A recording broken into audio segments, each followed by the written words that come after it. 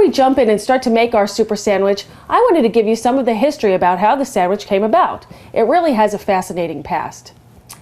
In the 1760s, a man named John Montague, who was a British nobleman, also known as the Earl of Sandwich, Sandwich was the town where he was from, spoke to his personal chef. He had an issue. John Montague was a serious card player, and he wanted the chef to come up with some kind of food that he could eat without any utensils. No knife, no fork, not worrying about plates and bowls and spoons.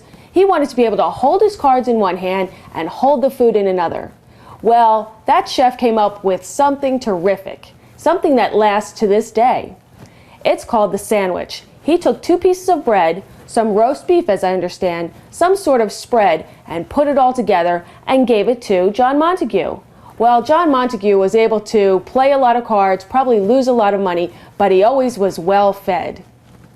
To this day, sandwiches have continued the tradition of being comfort food and delicious. We're going to continue that tradition right now as we start to make our super roast beef sandwich.